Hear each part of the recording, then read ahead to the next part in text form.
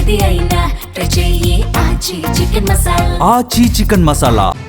మతం మాటలు, మండలిలో మంటలు. ఏపీ మండలిలో అధికార విపక్షాల మధ్య చెలరేగిన వివాదం ఊహించని టర్న్ తీసుకుంది. మంత్రి అచ్చెన్నాయుడు చేసిన క్రిస్టియన్ కామెంట్స్ మండలిలో కాకరేపాయి. అయితే దీనిపై మంత్రి వెంటనే వెనక్కి తగ్గటం, చైర్మన్ కూల్ కావడంతో వివాదానికి ఫుల్ స్టాప్ పడింది. శాసన మండలిలో రచ్చ కొనసాగింది. అధికార విపక్షాల మధ్య పొలిటికల్ ఫైట్ అదే స్థాయిలో కంటిన్యూ అయింది. తిరుమల లడ్డు కల్తీ అంశంపై స్వల్పకాలిక చర్చ సందర్భంగా అధికార విపక్ష నేతల మధ్య మాటలు తూటాల్లా పేలాయి. ఈ క్రమంలో నేతల మాటలు కాస్త అదుపు తప్పాయి. లడ్డూపై చర్చ కాస్త మతాలపైకి వెళ్లడంతో కాసేపు సభలో ఊహించని విధంగా గందరగోళం నెలకొంది. మీరు మీ నాయకుడు క్రిస్టియన్లు అంటూ చైర్మన్ మోషన్ రాజును ఉద్దేశించి మంత్రి అచ్చెన్నాయుడు చేసిన వ్యాఖ్యలు శాసన మండలిలో దుమారం రేపాయి. మీరు మీ నాయకుడు క్రిస్టియన్లు కాబట్టే మీకు శ్రీవారిపై నమ్మకం లేదంటూ అచ్చెన్నాయుడు కామెంట్ చేశారు. అయితే ఈ వ్యాఖ్యలపై చైర్మన్ మోషన్ రాజు తీవ్రంగా స్పందించారు.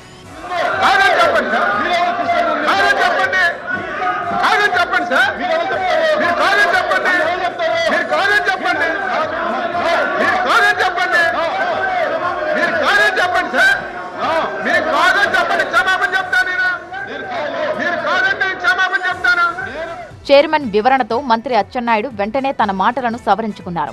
తాను చేసిన వ్యాఖ్యలు పొరపాటని అంగీకరించారు. ఆ వ్యాఖ్యలను వెనక్కి తీసుకుంటున్నట్లు ప్రకటించారు. అచ్చెన్నాయుడు వివరణపై చైర్మన్ మోషన్ రాజు సంతృప్తి వ్యక్తం చేశారు. మంత్రి గారు నన్ను ఉద్దేశించి మీరు క్రిస్టియను, జగన్మోహన్ రెడ్డి గారు క్రిస్టియన్ అన్నారు. నేను అబ్జెక్షన్ తెలియజేశాను. మీరు నన్ను క్రిస్టియన్ అంటాం కరెక్ట్ కదా, ఐఎమ్ హిందూ అని చెప్పాను.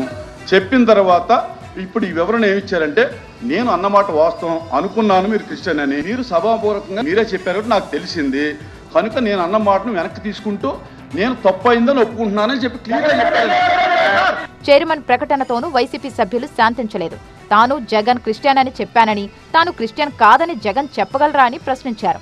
తిరుమల లడ్డు కల్తీపై గొడవ కాస్త మతాలపైకి వెళ్లడంతో శాసన మండలిలో పరిణామాలు ఒక్కసారిగా మారిపోయాయి. అయితే మంత్రి అచ్చెన్నాయుడు వెంటనే ఈ వ్యాఖ్యలను వెనక్కి తీసుకోవడంతో చైర్మన్ కూడా సంతృప్తి చెందారు.